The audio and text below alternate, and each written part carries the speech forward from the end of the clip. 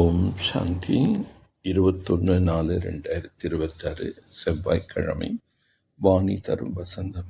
இனிமையான குழந்தைகளே, குழந்தைகளாகிய உங்கள் முன் ஞான நடனம் ஆடுவதற்காக ஞானக்கடலான தந்தை வந்திருக்கின்றார்.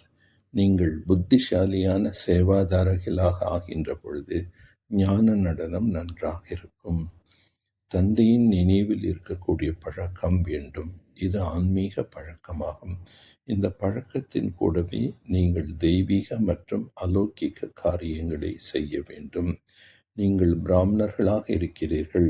நீங்கள் அனைவருக்கும் உண்மையிலும் உண்மையான ஞான கதையை அவசியம் கூற வேண்டும். சேவைக்கான பழக்கமும் குழந்தைகளாகிய உங்களிடம் இருக்க வேண்டும். தந்தை குழந்தைகளுக்கு வழிகாட்டுகின்றார். சுகம் மற்றும் துக்கத்திற்கான விளையாட்டு இது. குழந்தைகளாகிய உங்களுக்கு சத்தியுகம் செல்வதை விட அதிக நன்மை இங்கு இருக்கின்றது. ஏனெனில் நாம் இந்த நேரத்தில் ஈஸ்வரிய மடியில் இருக்கின்றோம். தன்னை யாரும் தமோ பிரதானம் என்று புரிந்து கொள்ள முடியாத அளவுக்கு தமோ பிரதான புத்தி உடையவர்களாக ஆகிவிட்டனர். யாருடைய அதிர்ஷ்டத்தில் தந்தையின் ஆஸ்தி அடைய வேண்டும் என்று இருக்கின்றதோ அவர்களது புத்தியில்தான் ஞானம் புரியும். நாம் முற்றும் இருளில் இருந்தோம் என்பதை குழந்தைகள் அறிவீர்கள். தந்தை எந்த ஞானம் புரிய வைக்கின்றாரோ அது எந்த வேத சாஸ்திரம் கிரந்தம் போன்றவற்றில் இல்லை. சத்தியுகத்தில் என்னவெல்லாம் நடந்ததோ அது மீண்டும் நடைபெறும்.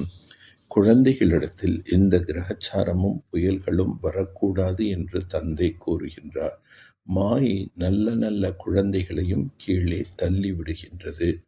தேக அபிமானம் வந்து விடுவதால் பிறகு பலவிதமான சோம்பல் வந்து விடுகின்றது. பிறகு யோகாவில் இருக்க விடுவது கிடையாது.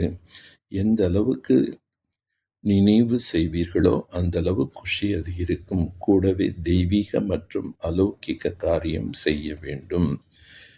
தந்தை சொர்க்கம் அழைத்து செல்வதற்காக நம்மை அலங்கரிக்கின்றார். இந்த பாரதம் எவ்வளவு தூய்மையான பார்க்கடல் போன்று இருந்தது. பால், நெய் போன்றவைகள் நதி போன்று இருந்தது. சொர்க்கம் என்ற பெயர் கூறியதும் வாயில் நீர் ஊறுகின்றது. குழந்தைகளாகிய உங்களுக்கு இப்பொழுது ஞானம் என்ற 3வது கண் கிடைத்திருக்கின்றது. குழந்தைகளாகிய உங்களுக்கு மிகுந்த குஷி ஏற்பட வேண்டும்.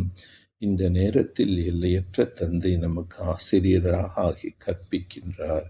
21 பிறவிகளுக்கு நாம் உயர்ந்த பதவி அடையப் போகின்றோம் என்பதை அறிவீர்கள்.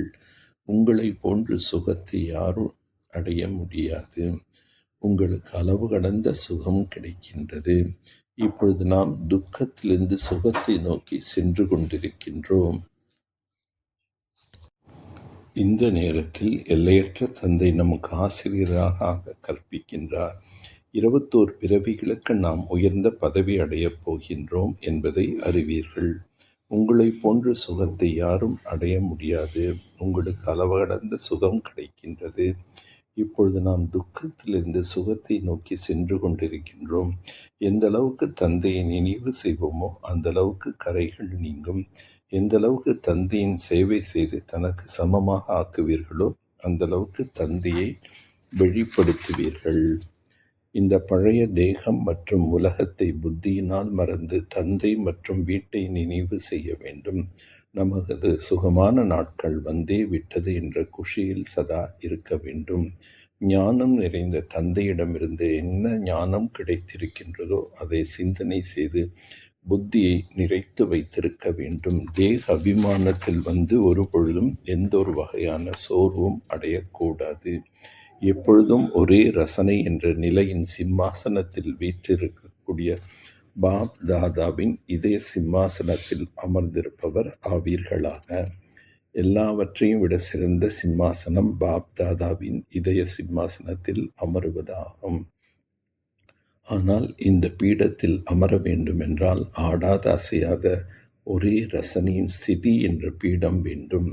இந்த நிலை என்ற பீடத்தில் அமர முடியாதவர்களாக இருந்து விட்டீர்கள் என்றால் பாப் தாதாவின் இதயம் என்ற பீடத்தில் நிலைத்திருக்க முடியாதவர்களாக இருப்பீர்கள். இதற்கு தனது புருவ மத்தி என்ற சிம்மாசனத்தில் அகால மூர்த்தியாக ஆகி நிலைத்து விடுபவர் ஆகிவிடுங்கள். இந்த பீடத்திலிருந்து அடிக்கடி நிலை குலைந்து விடக்கூடாது. அப்பொழுது பாப்தாதாவின் இதய பீடத்தில் வீற்றிருப்பவராக இருக்க முடியும். சுப சிந்தனை மூலமாக எதிர்மறையானதை நேர்மறையானதாக மாற்றிவிடுங்கள். பிரம்மா தனது ஒவ்வொரு குழந்தையின் முகத்திலும் ஒன்று ஆன்மீகத்தின் பொன்முறுவலை பார்க்க விரும்புகின்றார். மேலும் இன்னொன்று வாயிலிருந்து எப்பொழுதும் இனிமையான வார்த்தைகளை கேட்க விரும்புகின்றார். ஒரு வார்த்தை கூட இனிமை இல்லாமல் இருக்கக்கூடாது. முகத்தில் இனிமை இருக்க வேண்டும். எப்பொழுதும் இனிமையான வார்த்தைகளை கேட்க விரும்புகிறார். ஒரு வார்த்தை கூட இனிமை இல்லாமல் இருக்கக்கூடாது. முகத்தில் இனிமை இருக்க வேண்டும். மேலும் மனம் புத்தியில் எப்பொழுதும் சுப பாவனை, கருணை உள்ளத்தின் பாவனை, வள்ளல் தன்மையின் பாவனை இருக்கட்டும்.